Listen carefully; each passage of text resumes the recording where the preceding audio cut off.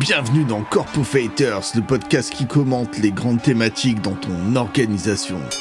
Ladies and gentlemen, le spectacle va commencer. Je suis Johan Dufour, consultant chez Equité, et je vais commenter un combat entre deux notions qui semblent parfois antinomiques et qui impactent votre efficacité quotidienne.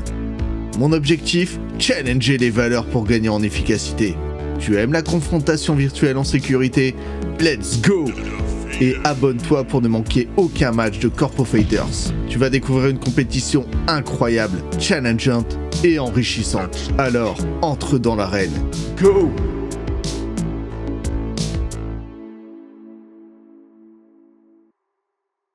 Salut et bienvenue dans Corpo Fighters, le petit podcast qui confronte deux notions, une belle battle.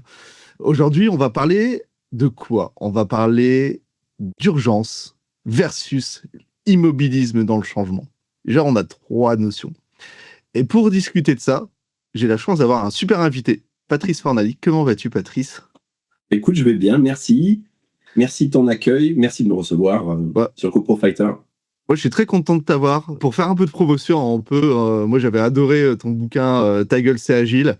Du coup, depuis, je te suis en fait sur les réseaux et je trouve qu'il y a beaucoup de sens dans ce que tu dis, dans ce que tu écris.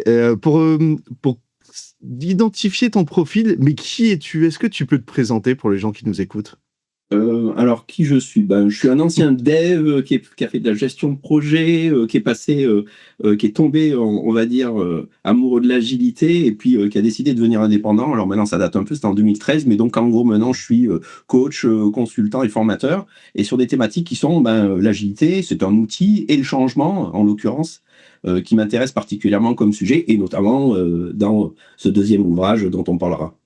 Exactement. D'ailleurs, en fait, je t'ai posé la question avant de préparer, pour préparer ce podcast. Patrice, est-ce que tu as envie de venir? Je fais, ouais, super chaud. Ah oui.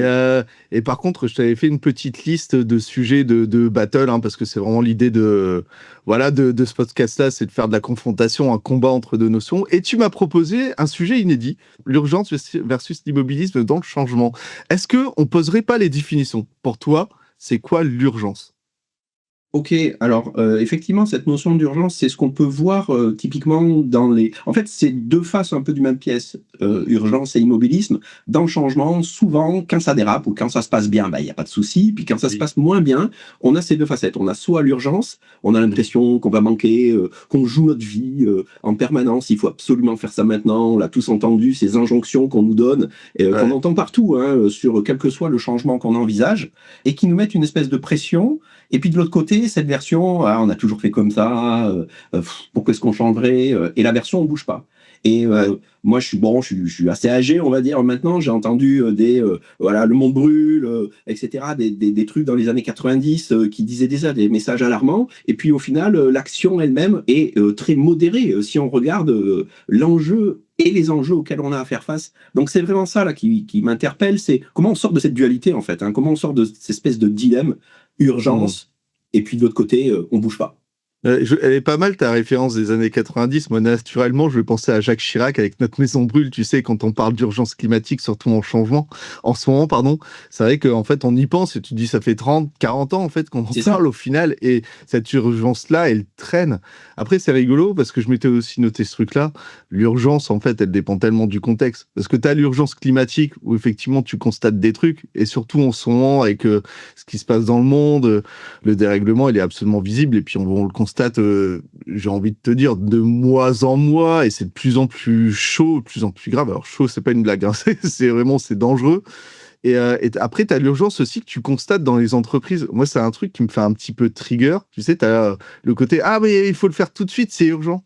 Mais quels sont les critères de décision, en fait? Comment est-ce qu'on arrive à poser l'urgence à ce moment-là?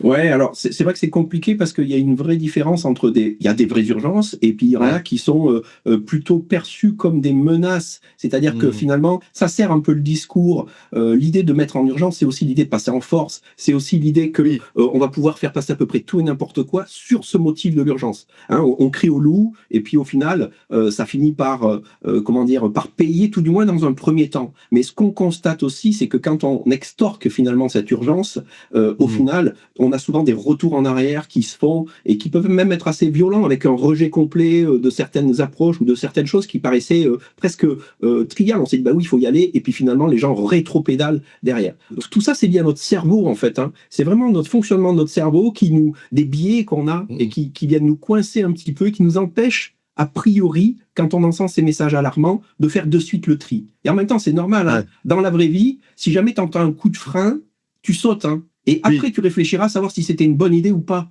Et donc, on a en premier lieu cette réponse à des messages ou des injonctions qui nous font peur, soit la tétanie, soit effectivement la panique. Le FOMO, hein, le Fear of Missing Out, qui nous dit il faut absolument que j'aille là-dedans, sinon on est foutu demain. Et évidemment qu'il est utilisé par les élites pour faire passer certains messages, mais eux-mêmes sont complices de ce même état d'esprit. On est tous des humains finalement, et donc l'entreprise, ses dirigeants, ses actionnaires, va aussi réagir de la même manière. Il faut absolument aller sur l'IA, il faut absolument faire ci, il faut absolument faire là. Sinon, demain, on a disparu. Donc c'est comment on sort de là, quoi. Comment on sort de ce réflexe un peu animal pour passer à quelque chose de plus construit, de plus réfléchi. Et t'as raison, c'est ultra complexe parce que, tu vois, moi, c'est une notion que j'aime beaucoup, par exemple, la notion de VICA, tu sais, un monde volatile, incertain, complexe et ambigu, où on ne sait pas, en fait, de nos jours, surtout par rapport au contexte géopolitique, qui est lié aussi à un contexte économique international, où on ne sait pas du jour au lendemain ce qui peut se passer, en fait, parce que tout est tellement instable. Du coup, ton urgence, au final, ouais, en fait, tu peux faire presque passer n'importe quel type d'urgence avec une raison qui est absolument illégitime. Ça peut passer, en fait. Et ça, c'est un réel problème. Parce que les gens s'engagent peut-être moins qu'avant. Peut-être que aussi, tu as une sensibilité au forcing, tu sais, genre le prétexte de l'urgence, c'est de dire, ouais, non, en fait, il faut le faire maintenant, sans avoir des arguments valables. Et ça, c'est un vrai problème qu'on constate depuis un petit moment maintenant. Qu'est-ce que tu en penses de ça? Ouais, c'est clair. On a tellement entendu ces messages. Moi, je l'ai entendu pendant très longtemps. C'est on va couler, on va machin, on va disparaître, etc. Puis, ça fait 15 ans, tu es là, tu fais, attends, non, on est toujours là, qu'est-ce qui se passe? Donc, au bout d'un moment, ça vient effacer un petit peu le truc. Donc, on se dit, ok, je l'entends. À un moment donné, on cède un petit peu à cette panique. Puis après, on se dit, attends, finalement, pourquoi je serais le seul à bouger? Si je suis le premier, c'est moi qui paye tous les inconvénients, etc. On ne sait pas où on va. On a des expressions de la vie de tous les jours. Hein. Un tien vaut mieux que deux, tu l'auras. Oui, ok, j'ai bien compris ce que j'ai. Là-bas, tu m'expliques quelque chose, ça va être soi-disant mieux, voire on t'annonce du moins bien. Donc, pourquoi j'irai? Pourquoi je partirai alors je vais perdre des trucs en route, quoi. C'est un peu ça, hein, ce constat. Et c'est vraiment un peu le trou dans la raquette sur lequel j'ai mis le doigt. C'est vraiment dans les frameworks de changement qu'on trouve habituellement, on se focalise beaucoup sur cette histoire de destination, finalement. Où est-ce qu'on va? Il faut créer du rêve, il faut embarquer les gens, leur donner envie d'eux. Alors c'est vrai, ça peut être séduisant. La métaphore, tu vois, c'était Saint-Exupéry qui disait si tu veux que les gens deviennent des marins avertis, alors évidemment je la transforme un peu et ça sera bien moins joli que ce que comment lui l'avait formulé, mais c'était fallait leur donner l'amour de l'immensité de la mer, tu vois, pour créer des marins qui ont envie de partir, tu vois. Et donc il y a beaucoup ce focus sur la destination du voyage. Puis un truc quand même tout con, c'est qu'à un moment donné, il faut bien des bateaux qui n'aient pas des trous, quoi. Parce que si jamais tu ne monteras pas dedans, même si la destination a l'air sympa, on te décrit une île hypothétique qui est géniale, même si on te la décrit géniale, et que tu as des bateaux tout troués, faits en papier, tu vas hésiter, quoi. Donc c'est comment, justement, dans le changement, si on veut sortir de cette dualité, hein, qui est immobilisme versus panique, c'est parce qu'on est en train de choquer notre cerveau et lui dire « Attends, tu vas perdre quelque chose là dans le changement. » Et quelque chose qui est peut-être super important pour toi. Et l'idée, c'est de dire, alors dans le voyage et la métaphore, c'est sa vie. Hein, en mer, le bateau coule et puis on perd sa vie. Donc, comment est-ce qu'on tranquillise, pour sortir de cette espèce de dualité, comment on tranquillise le cerveau collectif et individuel de l'organisation, les cerveaux individuels et le cerveau collectif, on va dire. Comment est-ce qu'on le tranquillise, quoi? Comment est-ce qu'on amène cette sérénité de dire, attends, qu'est-ce que je voudrais pas perdre pendant le trajet? C'est quoi le plus important que je veux pas paumer en route? Et puis après, à partir de là, on peut envisager de certaines pertes mineures, on peut envisager certaines réécritures derrière. Mais tant qu'on n'a pas formulé ce qui est nos essentiels, finalement, ce qui est cardinal pour nous, on ne part pas vraiment dans le voyage, on y part à reculons. Ouais, c'est ça. En fait, là, tu as un truc qui est très antinomique entre ce côté-là, en fait, qui est lié à l'ambition. On a des grosses ambitions, etc. Et au final, en fait, c'est peut-être un peu trop élevé. Et tu as le côté, en fait, il faut être réaliste. dire ok, de faire un certain nombre de choses en fait en étant réaliste. Et après, on va revenir sur ce qu'on s'est dit en fait sur le versus. Il y a le côté immobilisme. Ouais, mais en fait, du coup, on bouge plus du tout à cause du constat de ah ouais, mais en fait c'est dangereux, voilà l'impact, on a peut-être un petit peu peur. Au final, on est peut-être aussi dans un confort. Donc tu as ce côté qui est très compliqué de trouver un équilibre entre je suis trop ambitieux ou alors je vis trop dans l'urgence parce que le monde est instable, donc du coup on fait tout et n'importe quoi. Tu vois, et Ouais. je pense que c'est un peu révélateur de notre société actuellement. Ça va dans tous les sens. On sait pas trop ce qui se passe. On entend, il y a aussi l'accélération de l'information et de sa diffusion, tu vois, qui Oui. a un impact fou, où tous les jours, en fait, on est saturé d'informations. Ça marche. Et Avec... d'infos anxiogènes en plus, hein, c'est-à-dire Et qu'elles anxiogène. elles ont Ouais. tendance à s'adresser à cette partie de notre cerveau Mm. qu'on appelle voilà, le cerveau réflexe, hein, qui a un langage assez limité. Hein. Celui qui nous fait Ouais. sauter sur le trottoir quand on entend les freins qui crissent, là, derrière, il sait parler fuite, lutte et inhibition. C'est à peu près tout. Mm. Donc, devant ce changement, on a soit la fuite, c'est un peu cette course en avant, la panique, Ouais. soit justement l'inhibition, je fais plus rien, ou le sabotage, hein, qui est un entre-deux, qui est l'équivalent de la lutte, pour s'opposer à ce qui, a priori, nous fait perdre quelque chose qui tient de notre identité, de nos valeurs profondes, Ouais. de quelque chose auquel on tient. Et parce qu'en fait, on résiste pas vraiment au changement. Hein. C'est ça l'objet Mm. du livre, c'est la Oui. résistance au changement n'existe pas. Moi, je suis sorti un peu de ça. On résiste pas au changement. Si les changements est positif, il y a aucun problème avec ça. Je veux dire, Oui. il y a jamais eu de révolution ou de demande de formation pour utiliser des smartphones pour regarder des vidéos sur Netflix, YouTube ou autre. Ça s'est fait tout Ouais. naturellement parce que c'était cool comme changement. Ça pose problème quand les changements nous indiquent qu'on va perdre quelque chose, notre Ouais. autonomie, notre souveraineté, notre indépendance, notre liberté, des choses vraiment fondamentales pour nous. Et c'est donc ça. Hein, c'est Mm. si je te donne 1 million d'euros et que je te dis il n'y a aucune contrepartie, tu me dois rien, je te le file, est-ce que tu vas refuser le chèque? Il y a peu de chance. Pourtant, ça va Ouais. sûrement changer une partie de ta vie, dans ta façon d'être peinard quand tu vas au boulot et de te dire bah, si j'ai envie de dire merde à mon patron, je le dirai parce que je suis libre financièrement, etc. Enfin, tout ça, tout ce que ça pourra apporter, je ne dis pas que c'est ça qu'il faut faire, mais tout ce que ça pourrait t'apporter, tu vas le prendre, mais il est plutôt positif. Si maintenant, évidemment, je te mets en contrepartie quelque chose d'un peu flou que tu pourrais perdre, tu te demandes si tu vas pas être mon esclave ou asservi ou obligé de penser ou de défendre mes points de vue alors que tu n'en as pas envie ou je sais pas quoi, ben forcément, là, tu vas beaucoup plus C'est résister. sûr. Exactement. C'est ça, hein, ce constat. Et donc l'idée, c'est comment est-ce qu'on fait quand on démarre une transfo, quelle qu'elle soit, parce que maintenant, le changement, je suis persuadé que c'est pas des phases, hein, c'est en continu. En Mm. continu, il va falloir qu'on intègre de nouvelles données, de nouvelles choses derrière. Comment est-ce qu'on fait pour pas tomber tout le temps dans cette espèce de surenchère de l'un ou de l'autre et comment on peut avoir un discours qui est posé là-dessus, quoi. Ben pour ça, c'est mon parti pris, c'est de dire Mhm. il faut vraiment qu'on identifie justement qu'est-ce qu'on veut pas perdre dans le trajet et qu'on le Ouais. fasse collectivement. Qu'on se pose la question de quelle est la valeur, alors pas celles qui sont forcément écrites dans la salle café de l'entreprise, qui ne sont pas toujours celles qui sont reflétées, les vraies, les valeurs que l'entreprise a construites petit à petit par son vécu, par son expérience. La culture, c'est un truc un peu obscur dans les entreprises encore. Je trouve qu'il faudrait vraiment former les gens là-dessus. C'est un peu comme un trou noir. Mm. On le voit pas, mais on agit en conséquence. Hein. C'est comme un trou noir. Il y a des trucs qui tournent autour de rien. On Mm. dit c'est bizarre, bah, c'est qu'il doit y avoir un trou noir. Bah, la culture, c'est ça. Pourquoi on vient à 9h? Pourquoi est-ce qu'on a un costard ou une cravate? Pourquoi est-ce qu'il faut Ouais. dire oui au chef ou pas? Tout ça, c'est un peu masqué. Et cette culture, elle se construit pardon, au fur et à mesure de l'histoire, du Mm. vécu de l'entreprise. Donc c'est ça qui est rigolo, c'est que ça se construit petit à petit, et pour autant, on n'en est pas vraiment conscient. Et elle agit un peu comme un système immunitaire pour l'entreprise. C'est Ouais. vraiment quelque chose qui protège le groupe, qui fait corps, qui fait cohésion, qui fait corps dans une société. Qu'est-ce que c'est une société, une famille, un état d'esprit, un groupe familial, en quoi il se représente, comment on le reconnaît? Bah, ses fêtes, ses repas de famille, il y en a, il y en a. Qu'est-ce qu'on fait? Comment on se rejoint? Comment on se parle, entraîné, jeune, etc. Tout ça, Mm. ça se définit. Et finalement, c'est ça qui réagit en groupe hein, quand on essaye de changer. C'est ce truc-là qui est plutôt invisible à la base, qui va réagir pour défendre et préserver ce qui est essentiel pour lui. De manière souvent même inconsciente. Hein. Oui. C'est-à-dire qu'on le fait sans même vraiment s'en rendre compte. Et donc on va réagir parce qu'on voit une perte, la structure voit une perte de son identité, de sa culture qui pourrait faire exploser le système. Et donc elle s'oppose, elle résiste ou elle panique, elle part à fond dans le truc pour mieux revenir en arrière après.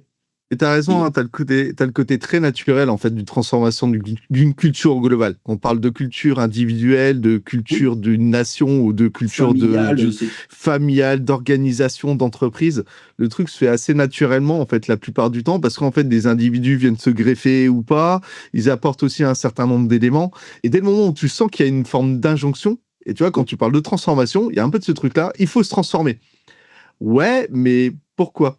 oui. Et souvent, c'est parce que tu as des ambitions, tu as des enjeux business, etc., qui sont parfaitement louables et légitimes, hein, il y a pas de souci pour pouvoir s'adapter. Sauf que la culture, généralement, tu l'as dit, hein, est beaucoup plus lente et se transforme de manière un peu plus naturelle. Et on s'en rend pas compte. En fait, il y a aussi ce Ouais, truc-là. c'est vrai que tu le dis là, il y a cette différence de cycle qui est super importante. Une Mm, culture, ça mm. évolue lentement, et on a un besoin ou une urgence sur les technologies qui évoluent de manière exponentielle. Et Tout c'est à ce fait. clash, hein. Et d'ailleurs, le problème, il vient du fait qu'on essaie de plaquer l'un sur l'autre. Soit on décide de faire bouger la culture à la vitesse de la techno, et là on perd les gens, c'est le mode panique. Soit on décide à l'inverse de faire bouger, d'acquérir de nouvelles technos, de nouvelles façons de nous moderniser au rythme de la culture, et là c'est trop lent, c'est l'immobilisme. Et donc, il faut rompre avec ça. Et moi, je suis allé voir dans le bouquin, je me suis beaucoup intéressé à l'histoire, parce que je me suis dit, mais attends, Mm. il y a des gens qui réussissent à changer ou pas? Il y a Oui. des gens qui réussissent à intégrer le changement, parce que c'est ça qui est intéressant. C'est plutôt que de regarder ce qu'il faut pas faire, de regarder aussi quand ça marche, quoi. Oui. Et c'est ça qui est marrant, c'est qu'on voit qu'il y a des civilisations comme notamment la civilisation romaine avec l'Empire, la République, etc., qui ont quand même tenu 1300 ans en intégrant les Étrusques, les Grecs, les Égyptiens, en changeant leur panthéon, en intégrant 50 milliards de trucs, de découvertes, de nouveautés, en changeant leurs rites, en changeant leurs fêtes. Un truc de dingue quand même, Ouais. et à perdurer et à réussir à faire corps sur le truc. Alors, je dis pas que c'est parfait, évidemment, hein, comme système, mais tu vois qu'on a des gouvernements qui tiennent des fois moins de quelques semaines, Des fois, 1300 c'est ans, bon, 24 heures. voilà, des fois c'est voilà. Donc imagine 1300 ans, c'est quand même énorme derrière. Et on trouve plein d'autres exemples comme ça où on voit que ceux qui arrivent à gérer mieux ce changement, c'est ceux qui arrivent à garder finalement leurs valeurs parce qu'ils les connaissent Mm. et qui arrivent juste à moderniser leur écriture ou leur forme d'écriture. Et c'est ça, c'est-à-dire avoir quelque chose où on est aligné, et donc dans le changement, on perd pas sa valeur, ou tout du moins, elle évoluera, mais à son rythme. C'est-à-dire, lui, beaucoup plus lent, celui des humains qui évolue hein, on a entre l'homme de Cro-Magnon et maintenant, et voilà, les valeurs sont pas tout à fait les mêmes, on se sert vachement moins normalement de notre massue quand on n'est pas d'accord avec son voisin, des choses comme ça. Donc on a progressé, mais ça va pas très vite. Et par contre, il faut pouvoir se moderniser dans l'écriture des choses. Et il y a pas mal d'entreprises aussi modernes hein, qui arrivent et qui sont capables de faire ça et qui sont du coup d'une incroyable modernité. Et quand on les voit, on les trouve transparentes, limpides dans leur discours, alignées. Mm. Il y a vraiment quelque chose qui fait sens. Et beaucoup de gens disent on est en perte de sens, la quête du sens dans le travail, etc. Mais c'est très lié en fait. C'est-à-dire que si on ne sait pas où on va, mais comment est-ce qu'on peut changer intelligemment? Je veux dire, si on ne sait pas qui on est, comment est-ce qu'on peut intégrer un changement qui soit lucide et qui donne du sens et qui ait un sens? C'est même quasiment impossible en fait. Oui. Donc c'est vraiment l'idée de ce point de départ, c'est en fait qu'est-ce qu'on veut garder? Si tout change autour de nous demain, là, qu'est-ce qu'on veut garder de nous qui fait notre humanité, notre collectif? Et je pense qu'il y a des vraies questions de société sur tout ça, sur tous nos sujets dont on parlait tout à l'heure. Qu'est-ce qu'on veut garder? Et est-ce qu'on peut trouver des formes d'écriture de ces choses-là, sous forme de pratiques, de rites, etc., qui soient compatibles avec nos valeurs et qui soient au service du sujet, du débat, de l'enjeu qui soit Mm. derrière. Et moi, je pense que c'est possible à partir du moment où on crée cette sécurité psychologique. C'est-à-dire Oui. qu'on pose cette question, et là, le cerveau, d'un coup, il sort de son mode panique à sauter ou à résister ou à rester tétanisé, et il peut engranger le débat. Pour l'individu, c'est clair, Kahneman, Fradin, etc., tout ça, ils sont euh, clairs sur l'idée que en panique, on réagit mal. Oui. Sous l'effet du stress, on fait des mauvais choix. Il faut cette sécurité psychologique individuelle pour commencer à activer des zones de notre cerveau qui nous permettent d'être créatifs, imaginatifs, prendre du recul, etc. Et ben, c'est pareil collectivement. Si on ne pose pas, finalement, on peut faire la transposition. Si on ne pose pas ça au niveau de notre culture, qui on est, qu'est-ce qu'on veut, qu'est-ce qu'on défend, c'est quoi notre entreprise, c'est quoi qui l'anime là derrière, comment elle s'est construite, etc. Bah, derrière, tout le changement, soit il se fera pas, soit il sera en mode panique ou sabotage, parce qu'on ne sait pas où on va. On ne sait pas d'où on part. Ouais, t'as deux éléments, hein. T'as le côté sortir un peu de cette culture de l'urgence, en fait, qui est parfois parfaitement illégitime, juste parce que t'as dit un truc, hein, on a toujours fait comme ça. tout à l'heure. Ouais, on a toujours été dans l'urgence. Par contre, en fait, vous avez mesuré vos impacts, les résultats que vous avez eus. Est-ce que ça a du sens? Vous avez mesuré aussi votre turnover? Est-ce que vous avez défédéré des personnes, en fait, en étant toujours dans cette culture-là, en atteignant des objectifs, en fait, parfois qui n'étaient pas assez co-construits, on va dire, et une forme de pragmatisme, en fait. Dans ce monde actuel, c'est pas évident, en fait, d'être pragmatique et d'avoir une sorte de réalisme sans rentrer. Il y a un équilibre entre du pessimisme, de l'optimisme, etc. Dire, OK, comment je me projette? Moi, j'aime bien la réponse, en fait, de la culture agile pour ça, hein, le côté petit pas par petit pas. Il est intéressant, c'est on itère, on vérifie, en fait, régulièrement les choses au lieu de se projeter sur 2 ans. Parce que dans 2 ans, au final, on ne sait pas, en fait, ce qui va se passer. Par contre, on peut expérimenter immédiatement, mesurer le côté positif, le côté impact, etc. Et ça, c'est une réponse qui est parfaitement concrète. Du coup, on peut sortir de ce côté urgence, même si c'est pas simple, parce que je pense que très globalement, on a une culture de la panique en fait. Et mais ça fait vendre, hein. Faut bien voir que le mode panique, c'est en termes cognitifs, ça pèse entre 2 et 5 fois plus qu'une réponse positive. Une réponse négative qui te met en stress, tu vas réagir 2 à 5 fois plus. Donc ça fait vendre des journaux, ça fait vendre de la télé, ça fait vendre de tout.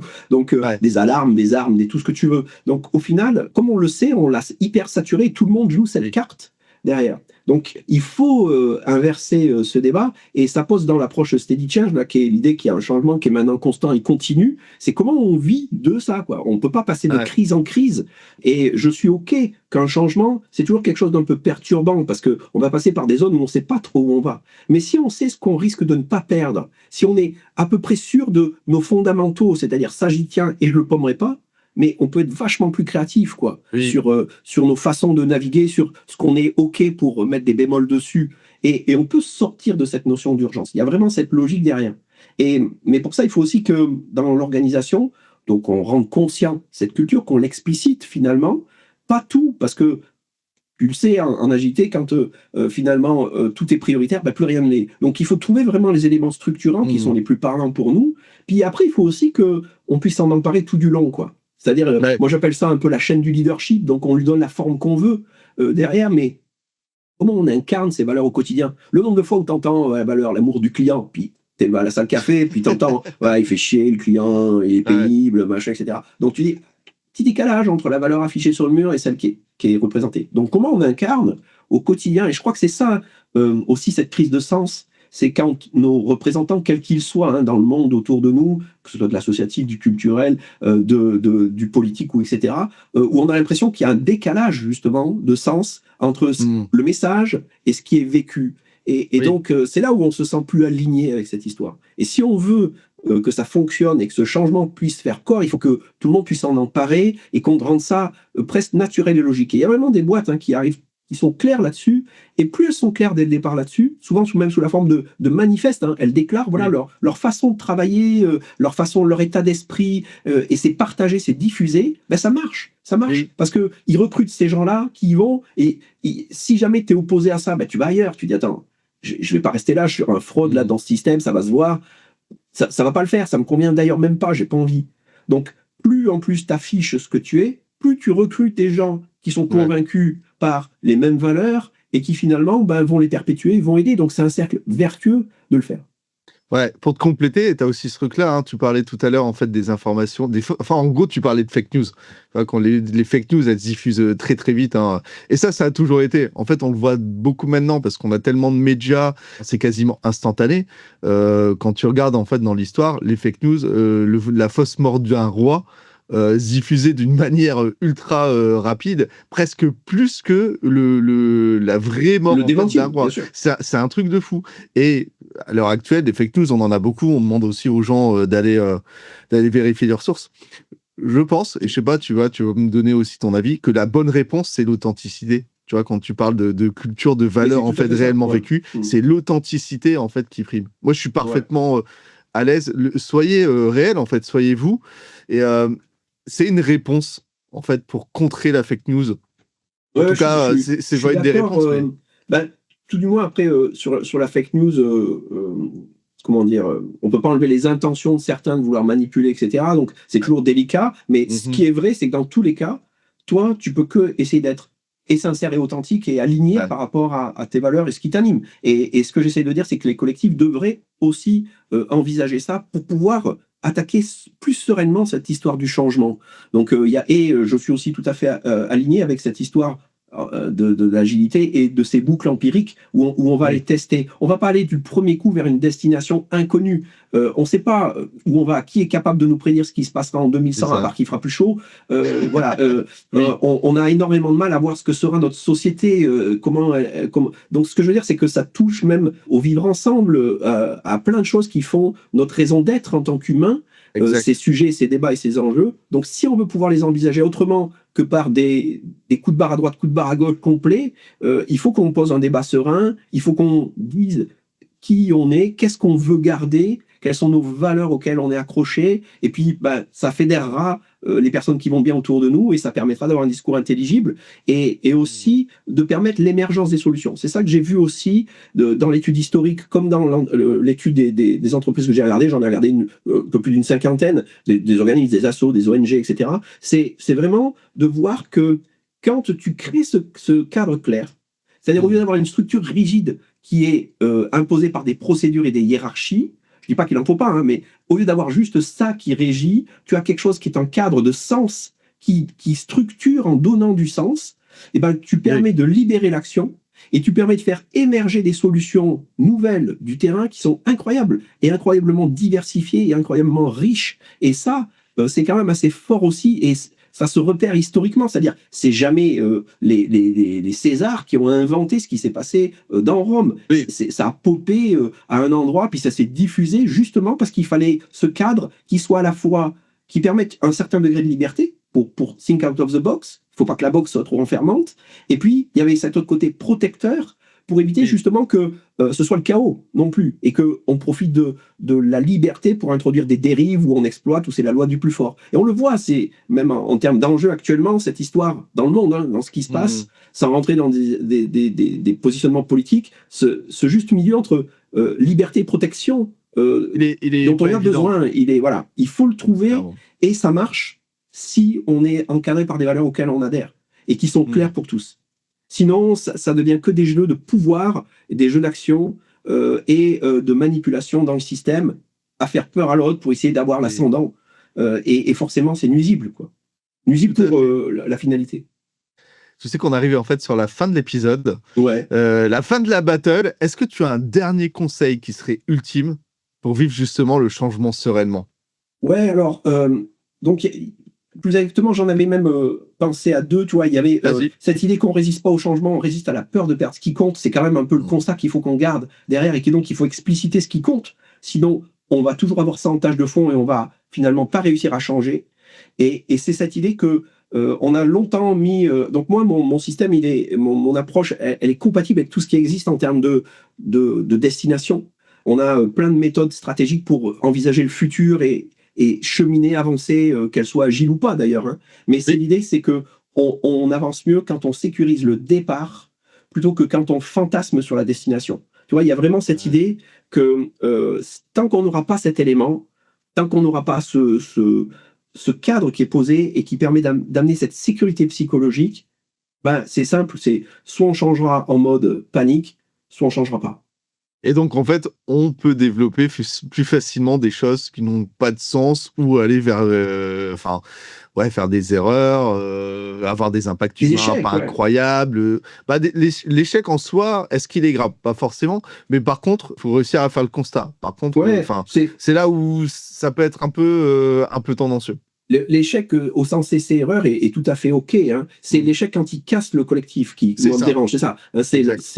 Comment est-ce qu'on évite d'avoir le clash culturel qui fait qu'on abîme complètement des collectifs, et on en voit des gens qui se remettent pas de pseudo-transformation où la greffe prend pas et elle tue le greffon et le greffé, quoi.